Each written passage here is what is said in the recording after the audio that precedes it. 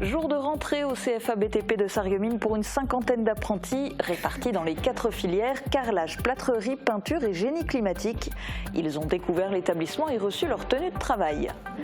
Le conseil communautaire de la CCPB a fait sa rentrée avec de grands sujets à l'ordre du jour. Il a été question de la restructuration de la compétence assainissement. Les élus ont aussi discuté de la taxe d'enlèvement des ordures ménagères et de la redevance incitative. La séance s'est terminée par un chapitre sur l'avenir de la mobilité dans le Pays de Bitche. Cours d'histoire à travers des témoignages. Plus de 170 élèves du lycée Henri Nominet à Sarreguemines ont pu écouter les récits de la fille d'un harki et d'un vétéran ancien appelé de la guerre d'Algérie.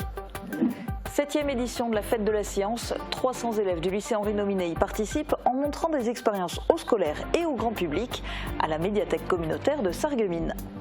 Atelier d'autopalpation au lycée Henri Nominet. Dans le cadre d'Octobre Rose, les élèves ont été sensibilisés au cancer du sein et ont appris à effectuer une autopalpation pour détecter une éventuelle anomalie. Bienvenue sur Mosaïque Cristal. Après l'actu, vous ferez la connaissance d'une musicienne dont l'instrument pèse 40 kg. Romane Moch est harpiste. Elle jouera en solo sur la scène du cadre à découvrir tout à l'heure. On commence avec l'info. Aujourd'hui se déroule l'action Les coulisses du bâtiment. À Sarreguemines, c'est le chantier du Bliss Park qui a été choisi cette année pour accueillir des centaines d'élèves du secteur. Une visite s'est déroulée ce matin. Alors on retrouve Marie-Morgane sur place. Raconte-nous quel est l'objectif de cette opération. Alors c'est une action nationale de la Fédération du bâtiment qui se déroule sur 2 jours, les 12 et 13 octobre. En France, plus de 200 chantiers ont ouvert leurs portes aux élèves, principalement des collégiens. Tu l'as dit Julia, aujourd'hui nous sommes au Bliss Park à Sarreguemines. Il fait partie des 3 sites qui ont ouvert leurs portes en Moselle. Ici, ce sont au total 520 scolaires qui sont accueillis aujourd'hui et demain matin. Alors cette action qui se nomme Les coulisses du BTP permet de découvrir justement les différents métiers du bâtiment. Je me trouve avec Pierre Schaeffer, le président de la fédération BTP 57. Bonjour. Bonjour. Alors, dites-moi pourquoi c'est important pour vous de participer à cette action pour les jeunes ? C'est important parce qu'il faut sensibiliser les jeunes pour faire découvrir nos métiers. Ici, en grandeur réelle, ils ont un bâtiment en activité. Tous les corps de métier sont représentés. Et l'objectif, bien sûr, c'est de sensibiliser ces jeunes pour les faire venir chez nous, dans nos entreprises. Et justement, comment on les sensibilise? C'est à travers les explications des personnes qui travaillent justement sur site? Le bâtiment est en activité. Il y a des entrepreneurs, il y a des artisans qui sont là, des collaborateurs. Ils leur posent des questions, puis ils voient exactement ce qui se passe et ce qu'on fait, ce qu'on réalise. Et ça fait plusieurs années que vous participez à cet événement. Est-ce que vous avez déjà eu des retours? Est-ce que certains jeunes justement ont pris le pas d'aller justement vers les métiers du bâtiment? On a des retours, on n'arrive pas tout à fait à le quantifier, mais certains jeunes sont sensibilisés par les opérations que nous réalisons et viennent chez nous, font un apprentissage et finalement intègrent nos entreprises. Merci beaucoup. Alors au total, ce sont 9 établissements scolaires de Moselle-Est qui participent à cette action. Il y a aussi les missions locales de Sarreguemines et de Saint-Avold et des demandeurs d'emploi qui sont présents.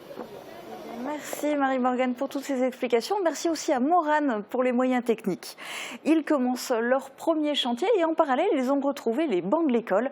Pour la cinquantaine d'apprentis du CFA BTP de Sarreguemines, la rentrée officielle, c'était mardi 10 octobre. C'était l'occasion pour eux de recevoir leurs vêtements floqués CFA BTP. Ce sont les apprentis de toutes les filières du nouvel établissement qui ont fait leur rentrée. Les CAP carrelage, plâtrerie, peinture et génie climatique. Bien que la rentrée n'ait été que cette semaine, les jeunes n'étaient plus en vacances depuis longtemps. Les apprentis avaient déjà débuté l'année scolaire en entreprise. Côté politique, les élus du Pays de Bitche étaient réunis en conseil communautaire hier soir. Thibaut Desmerlet a assisté à la séance pour nous la résumer dans sa chronique.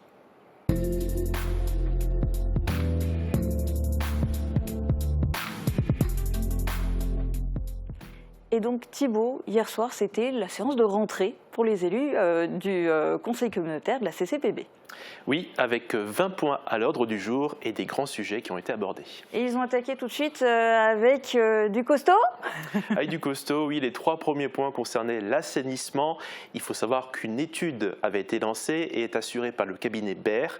Il s'agissait d'une étude pour la restructuration de la compétence assainissement. Pour vous expliquer un peu le contexte, le Pays de Bitche a 3 secteurs, celui du SDEA, le syndicat des eaux de l'assainissement Alsace-Moselle, concernant le secteur de Bitche, le SDEA du Val d'Arène et le SEAB, le syndicat d'eau et d'assainissement de la Bicanalbe.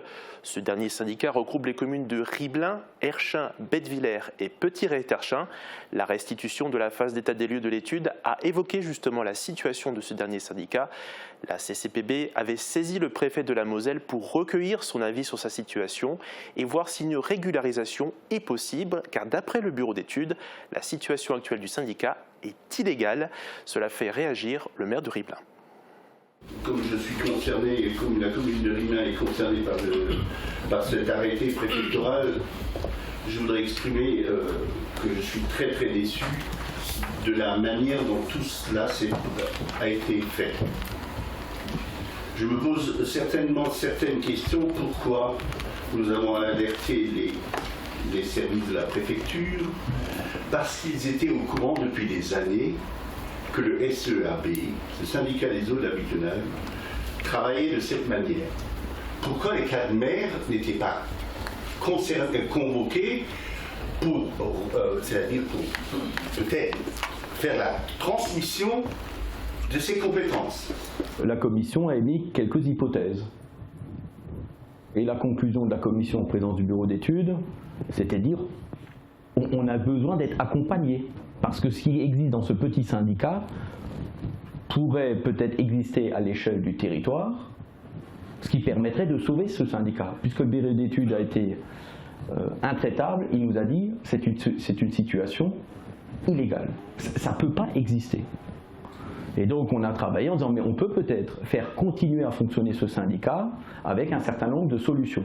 On a tout mis en œuvre pour essayer de défendre un syndicat qui, selon le bureau d'études, était illégal. La conclusion a été il faut saisir le préfet pour lui livrer quelques scénarios possibles. Et on a écrit au préfet, lequel nous a répondu et on vous a transmis les courriers, que la seule manière de régulariser le syndicat d'eau et d'assainissement, c'est de prendre un arrêté préfectoral. Et il vient de le régulariser en le confortant dans ce qu'il peut faire légalement, c'est pas la gestion de l'assainissement. Le Conseil a donc voté que la CCPB remplace le syndicat dans la compétence assainissement, vu qu'il ne peut plus l'exercer. Alors, l'arrêté est effectif de suite. Le président a donc proposé de solliciter le préfet pour disposer d'une période de transition, d'adaptation, le temps de structurer cette compétence assainissement. Et des représentants du cabinet Baird étaient présents hier soir. Oui, tout à fait. 2 représentants étaient présents pour restituer justement l'étude de structuration de la compétence assainissement.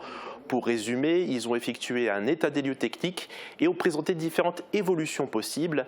Mais avec l'arrivée de cet arrêté préfectoral, c'est arrivé à modifier les possibilités et également la volonté que le SDEA ne souhaite plus travailler avec la CCPB.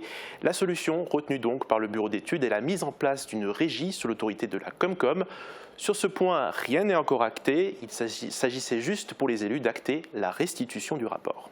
Et deuxième gros point abordé, il s'agit des ordures ménagères. Alors on se rappelle que la CCPB avait lancé une phase d'expérimentation sur une redevance incitative. Où en est-on ? Alors la phase de test est toujours en cours, elle est de 6 mois et doit prendre fin le 1er janvier 2024. En attendant, la CCPB souhaite percevoir encore la TOM, la taxe d'enlèvement des ordures ménagères, en 2024, le temps justement que les résultats soient analysés pour l'expérimentation de la redevance incitative et éventuellement son instauration l'année prochaine. La Comcom doit donc adopter une délibération avant le 15 octobre. C'est donc fait. Et un autre chapitre important pour le territoire a été abordé, c'est celui de la mobilité. Oui, 2 points concernaient ce domaine. Sur le premier point a donc été votée une convention de partenariat entre le département de la Moselle et la CCPB pour réaliser une étude des mobilités.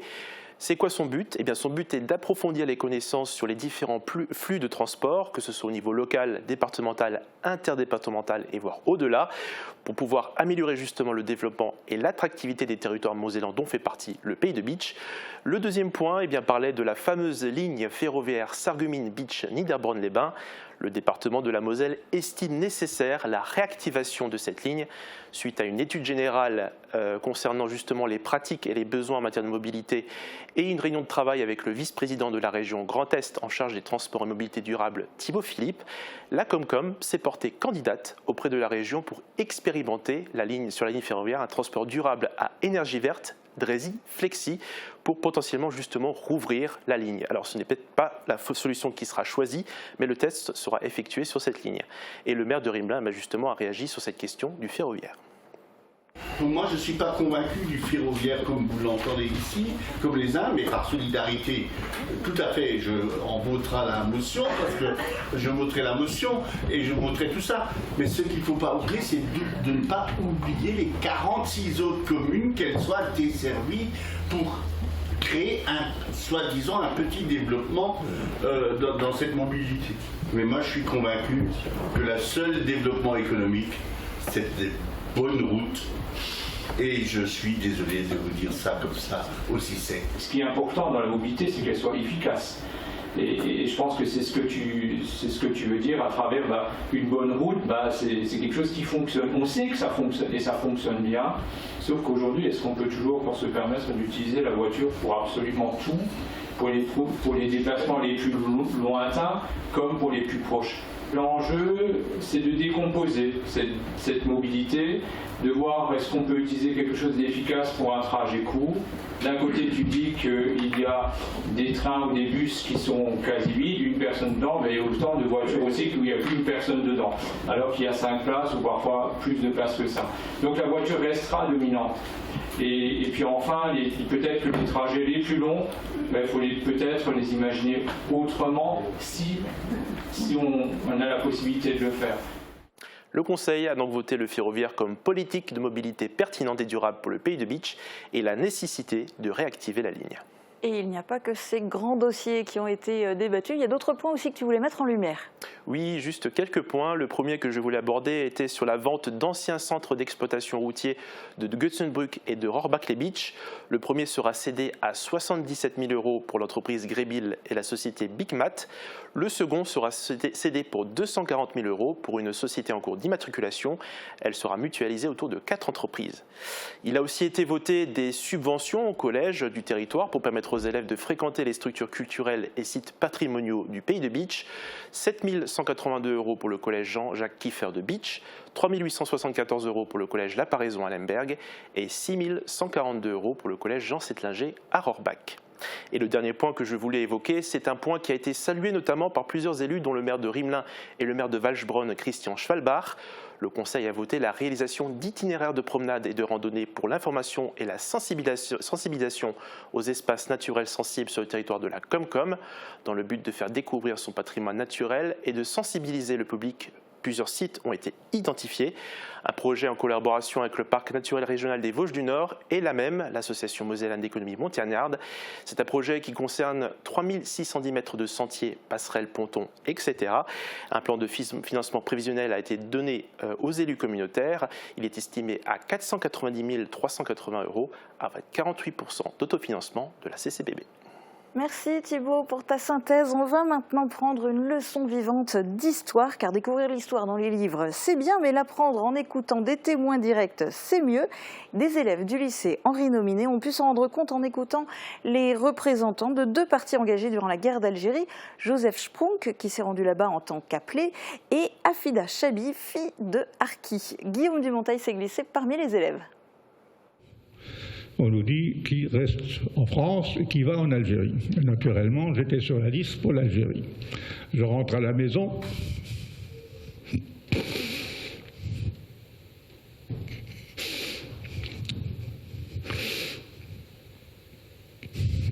Bien. Je rentre à la maison et quand j'annonce là, il y a tout le monde qui se met à pleurer. Pourquoi? Eh bien déjà, mon père a fait la guerre de 14-18, 39-40. Mon frère était, malgré nous, en Allemagne. Et moi, j'ai conduit. Donc, à 3 hommes, on a fait 4 guerres. C'est le cœur lourd et avec des souvenirs toujours aussi précis que Joseph Sprunk a présenté à plus de 170 élèves de terminale et de première du lycée Henri Nominé sa participation à la guerre d'Algérie. Un conflit auquel il a pris part sans l'avoir décidé en qualité d'appelé. Il leur a présenté les conditions de vie effroyables qu'il devait affronter avec ses compagnons d'infortune dans un discours émouvant et engagé contre la guerre, que ce soit à l'époque en Afrique du Nord ou de nos jours en Ukraine par exemple. Pour faire un homme, il faut 20 ans. Une femme. Et une balle de 1 euro suffit pour le tuer. Et les 20 ans de vie terminés. Joseph Sprunk n'était pas le seul à prendre la parole. Afida Chabi également était là pour évoquer à travers la mémoire de son père celle de tous les harkis. Un harki, c'était quelqu'un qui était algérien et qui s'est engagé pour aider les Français. Ces interventions étaient proposées dans le cadre des programmes d'histoire et d'HGGSP, histoire-géographie, géopolitique et sciences politiques. D'autres interventions avec des témoins directs ayant vécu des épisodes épouvantables de l'histoire mondiale auront lieu cette année. Les élèves du lycée Henri Nominé pourront ainsi entendre le récit de Ginette Kolinka, rescapée de la Shoah, et celui de Félicité Liemukuru, rescapée du génocide rwandais. Des rencontres qui servent à entretenir le devoir de mémoire. On recevait une feuille d'appel. La médiathèque communautaire de Sarreguemines accueille des jeunes scientifiques cette semaine. Des élèves du lycée Henri Nominé ont travaillé depuis septembre sur différentes expériences et ils les ont présentées hier au grand public dans le cadre de la fête de la science. Reportage de Marie-Morgane Pires. La science, c'est du sport. C'est ce que tentent de démontrer les élèves du lycée Henri Nominé. Ils ont élaboré en petits groupes des expériences scientifiques sur cette thématique. Épaulés par leurs professeurs de physique, de chimie ou encore de mathématiques, ils ont également travaillé sur leur présentation au public. Donc ici, on travaille sur le sport de la plongée sous-marine et notre principal sujet, ça va être la pression. Il y a 2 pressions différentes car l'eau ici est plus importante, donc va créer beaucoup plus de force. Alors que ici, il y avait moins d'eau, ce qui a créé moins de force, donc le jet était moins puissant, donc plus faible. Avant de s'installer à la médiathèque de Sarreguemines pour effectuer des démonstrations de leurs expériences, les lycéens ont dû apprendre à vulgariser leurs propos. Les cellules-là, pour bouger, il faut qu'elles mangent. Comme vous, pour faire du sport, il faut que vous mangez avant. C'est important, leur donner envie. Peut-être que les enfants, c'est un peu compliqué à l'école, ils n'ont pas trop envie, mais voir que ça peut être un côté ludique et génial. Et je suis content de partager toutes ces informations que j'ai et de voir au moins qu'il y a d'autres gens qui peuvent s'intéresser aussi à ça et même leur donner envie d'aller faire des sciences plus tard. Un gros projet qui apporte aux lycéens bien plus que des connaissances scientifiques dans leur cursus scolaire. C'est aussi quelque chose qui va être important pour le bac, puisqu'en fait ils ont le grand oral. Et au grand oral, en fait justement, on leur demande de présenter quelque chose de façon, j'irais, à exprimer vraiment tout le cheminement qu'ils ont eu au cours de leur expérimentation. 300 élèves du lycée, de la seconde à la terminale, participent à cette 7e édition de la Fête de la Science. En plus des scolaires, mercredi, ils ont présenté leurs expériences au grand public. Les actions dans le cadre d'Octobre Rose se poursuivent. Hier, ce sont des élèves qui ont été sensibilisés au cancer du sein. Au lycée Henri Nominé de Sarreguemines, les fondatrices de l'association Rose pour la vie ont partagé leur expérience et donné des conseils aux adolescents. Un atelier pour comprendre comment effectuer l'autopalpation était mis en place pour leur apprendre à détecter des anomalies au niveau de la poitrine et les bons réflexes à avoir par la suite. En fin d'après-midi, l'atelier était aussi proposé au personnel de l'établissement ainsi qu'aux parents d'élèves. Dans un instant, on plonge dans l'univers musical de Roman Motch, mais on regarde d'abord les prévisions de Météo France pour demain. La rénovation de vos façades avec Modern Habitat allie esthétique et une résistance garantie à toutes les intempéries.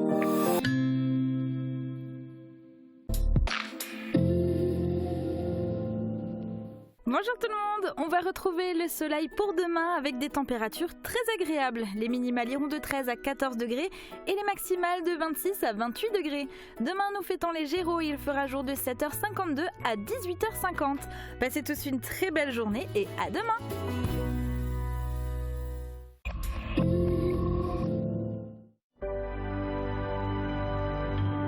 Le festival Euroclassique 2023 présente Vocal Avenue le dimanche 15 octobre à 16h à la salle polyvalente de Schorbach. Un groupe vocal et instrumental aux accents jazz, gospel, mais également pop et classique. Une trentaine de chanteuses et chanteurs au service des grandes œuvres d'hier et d'aujourd'hui. Prévente à l'accueil de la communauté de communes du Pays de Bitche et sur ticket-régional.fr. Billets en vente également le soir à la caisse. Pour la carrosserie, la mécanique et le diagnostic des véhicules Renault Dacia et autres marques, ainsi que pour l'achat et la pose de vos pneus. Et pour le dépannage 7 jours sur 7 et 24 heures sur 24. Les garages Schwind à Sarreguemines et Rohrbach sont à votre service depuis 1971. Bricoman, la qualité pro pour vos chantiers. Plus de 200 marques référentes dans le bâtiment. 20 000 produits indispensables de la construction et de la rénovation. Disponibles immédiatement en libre service, en retrait 2 heures ou en livraison. Chez Bricoman, vous pouvez compter sur des équipes compétentes et proches de vous pour accompagner tous vos chantiers. Le CFA BTP Moselle est à Sarreguemines, avec 4 formations disponibles. Métier du plâtre et de l'isolation, carreleur et mosaïste, peintre applicateur de revêtement et génie climatique. Inscription ouverte toute l'année par téléphone au 03 87 63 71 08. C'est tendance et la spécialité de Jardin et Loisirs, un robot tondeuse à Volmonster et Rohrbach. Thibaut et Stéphanie vous proposent moto, quad, vélo électrique et toute leur gamme d'outils et matériel de jardinage, agricole et forestier.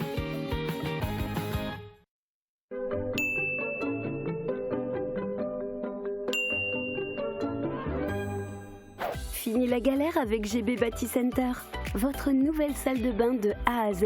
Nous proposons tous les éléments pour concevoir votre salle de bain. De la robinetterie jusqu'au plafond tendu, notre équipe se charge aussi de la pose et de l'installation.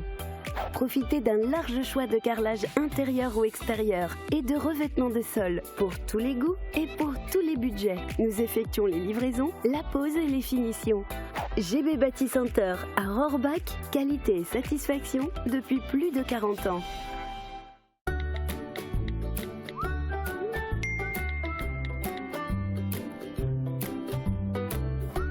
Les sacs verts contiennent des biodéchets. L'AGLO doit répondre à une obligation légale en effectuant un ramassage hebdomadaire des bacs qui potentiellement contiennent ces sacs.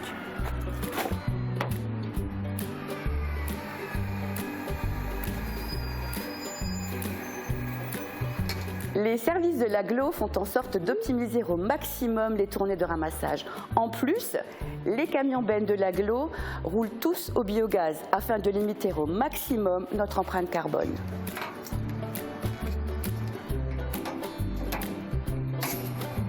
Rien ne vous oblige à présenter votre bac toutes les semaines. On vous encourage à attendre qu'il se remplisse pour le sortir et ainsi limiter le nombre d'arrêts de la benne. Cela nous permet de gagner du temps, de redéployer nos ressources sur d'autres postes et à terme de faire des économies.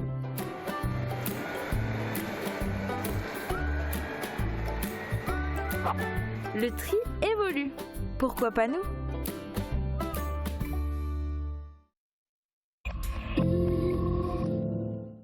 Des musiques des films de Disney jouées à la harpe, c'est ce qu'adore Roman Motsch. Vous allez notamment pouvoir entendre La Petite Sirène, interprétée par cette élève du Conservatoire de Sarreguemines.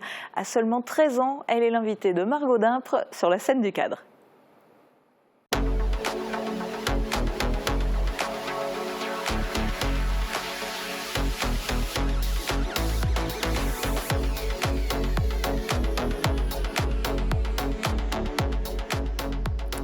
Bonjour à toutes et à tous, merci de me retrouver dans le cadre, votre émission artistique en Moselle-Est.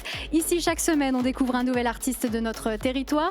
Aujourd'hui, c'est une jeune harpiste de 13 ans qui m'accompagne. Ça fait 6 ans qu'elle pratique son instrument et elle est déjà sur scène. Je vous propose de l'écouter. Elle s'appelle Roman Motsch.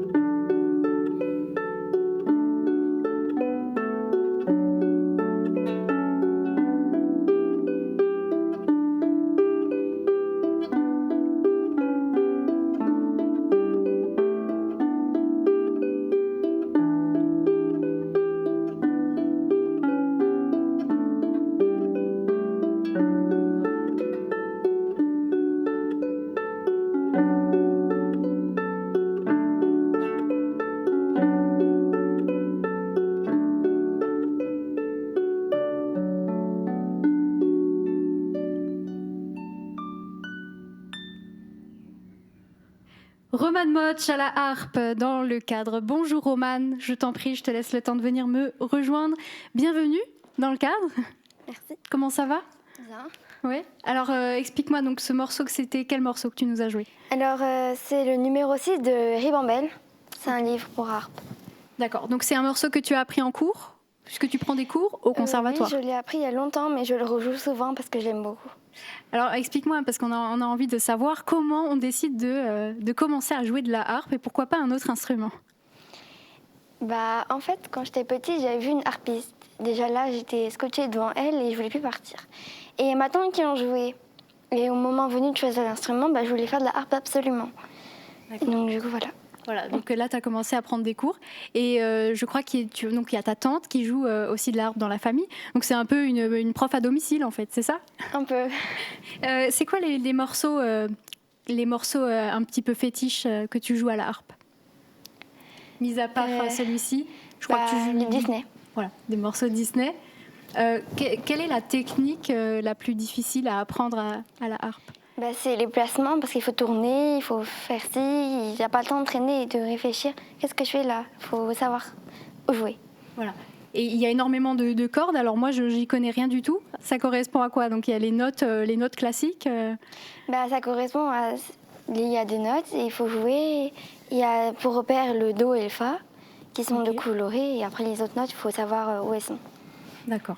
T'as jamais essayé d'autres instruments? Ça a toujours été que la harpe? Bah, en vrai, avant de faire de la harpe, on m'avait fait essayer d'autres instruments, mais j'accrochais pas, je sais pas. Donc c'est vraiment ça, donc ça fait 6 ans maintenant que tu en joues. Tu as déjà fait pas mal de concerts, tu me disais. Tu t'es produit sur quel type de scène? Bah, je me suis produit sur les scènes avec presque toute la classe de harpe. Donc mes amis de la classe de harpe et ma professeure. Et donc du coup, on devait jouer. Ok, alors ça, moi, je savais pas du tout qu'on pouvait faire des concerts de harpe comme ça. Comment on fait pour s'accorder tous ensemble? Ça doit être compliqué. Non, en vrai, ça va. Il faut juste que chacun ait des parties. Et après, on joue selon le morceau et il faut que ça sonne juste. Voilà, donc ça s'accorde. D'accord, donc tu fais ça avec la classe de harpe du conservatoire? Et celle de Forbach aussi, on associe, sinon on n'est pas assez. D'accord. Donc ça fait vraiment une grosse ensemble de harpe. Oui, parce que vous êtes combien? Il y a beaucoup de jeunes comme toi qui en font ou... Alors ça, je ne sais pas combien on fait, mais c'est rare. C'est rare. Combien de temps tu y consacres par semaine? Tu t'entraînes comment? Tous les jours. Tous les jours. Il y a juste des fois où je ne fais pas parce qu'il y a un inconvénient, mais c'est assez rare que je ne fasse pas, et c'est une demi-heure par jour. Une demi-heure par jour? Et ça va? Tu arrives à tenir le rythme? À peu près. Tous les jours s'entraîner? C'est un peu long, donc du coup, des fois je fais un quart d'heure, des fois 20 minutes, ça dépend. Et est-ce que tu connais des harpistes professionnels, des noms qui t'inspirent? Non, tu connais pas. Si, Bernard Andrès. Bernard Andrès? Oui. Qui est un grand harpiste. C'est un compositeur. Et il a écrit Ribambelle, donc le morceau que je viens de jouer, et je trouve que c'est hyper joli. Et est-ce que toi, tu aimerais un jour composer aussi des morceaux? Oui. Ouais. C'est quelque chose que tu aimerais beaucoup. Tu te vois faire quoi plus tard comme métier? Pas dans la musique, parce que je ne sais pas. Ah ouais, pas dans la musique. Pas dans la musique. Est-ce qu'il y a d'autres styles musicaux que tu aimes bien, à part le Disney? Qu'est-ce que tu aimes bien écouter ou jouer? Alors j'aime bien écouter les Rolling Stones, un peu les musiques comme ça, mais jouer, je ne sais pas si ça existe. Ah ouais, du rock quoi. Mais après, ça peut être sympa, je pense. Des musiques de rock comme ça à la harpe, ça peut être très très très sympa. Oui, je pense. Mais peut-être que tu reviendras un jour et que tu nous joueras un morceau des Rolling Stones à la harpe, qui sait. Donc tu disais que tu as déjà participé aux auditions au conservatoire, c'est ça? Non, au concert. On ne fait pas trop d'auditions. D'accord. On en faisait une époque quand j'étais plus jeune, 1 ou 2, mais on n'en fait pas beaucoup. On fait plutôt des concerts, des gros projets. D'accord, des gros projets. Et quel est le projet qui t'a le plus marqué? Tout à l'heure, tu me parlais d'un projet un peu spécial. C'est Jeanne d'Arc. Voilà, est-ce que tu peux me parler un peu de ça? Qu'est-ce que c'était? En fait, c'est Jeanne d'Arc et les harpeurs, et c'est un compositeur pas très connu qui nous a écrit ça rien que pour nous. Et donc, du coup, lui, il faisait son speech, et après, on jouait avec des cuillères en bois, des bouts d'alu, ça faisait des sons un peu rigolos, c'était drôle à jouer. J'imagine. Je propose que tu nous joues, Romane, un autre morceau. Qu'est-ce que tu as choisi comme morceau pour Alors là, j'en ai encore 2 autres. Bambi, c'est The Little April Shower. Ok. Et Under the Sea de la Petite Sirène. La Petite Sirène, voilà. Et ben je t'en prie, je te laisse rejoindre ton instrument et puis je vais t'écouter.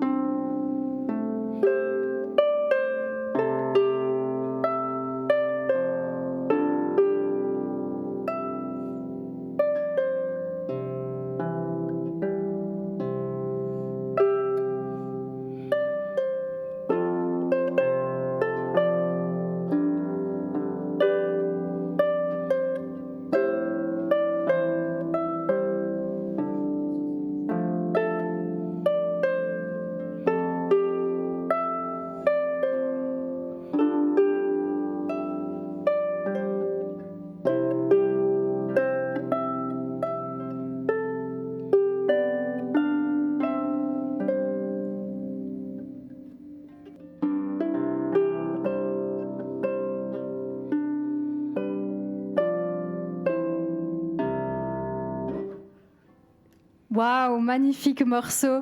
Romane Motsch sur la scène du cadre, elle a seulement 13 ans et elle a exécuté à merveille ce morceau de La Petite Sirène. C'était magnifique. Alors, est-ce que je peux te demander, alors parce que là, on est face à une petite harpe, il y a plusieurs tailles. Est-ce que la taille a un rapport avec le niveau? Pas du tout. Bah, en fait, c'est que quand tu es petit, tu peux pas jouer sur la grande harpe parce qu'elle est trop lourde, elle est trop grande. Donc, il faut que ça corresponde à la taille. Et c'est beaucoup plus difficile parce qu'il n'y a pas de taquet, il y a des pédales. D'accord. Et il y a plus de cordes. Donc, c'est selon un peu le niveau. D'accord. Donc là, cette harpe-là, par exemple, ça pèse à peu près combien? Pour savoir 40 kilos à peu près. Ah oui, donc c'est quand même du gros instrument. Là, pour le transporter, ça va? C'est pas trop compliqué? Non, mon père l'apporte, ça va. Ouais. Ton père l'apporte, ça va. Il l'apporte tout seul comme ça? Oui, ça marche. Ah ouais, d'accord. Bon. Très fort le papa. Romane, donc toi tu m'as dit plus tard tu n'as pas forcément pour projet d'être musicienne. Non, je veux plutôt partir dans la médecine comme être gynécologue. D'accord, ah ouais, donc des grandes études. Bah écoute, c'est tout ce qu'on te souhaite et puis de continuer à jouer de la harpe encore très longtemps. Merci beaucoup d'avoir été mon invitée et à bientôt. À bientôt. Merci à tous d'avoir regardé cette émission. Le cadre, c'est tous les jeudis sur Mosaïque Cristal pour découvrir un nouveau talent de notre territoire. N'oubliez pas que vous pouvez voir toutes nos émissions en replay sur notre site internet, sur YouTube et sur Facebook. Et moi, je vous dis à très bientôt.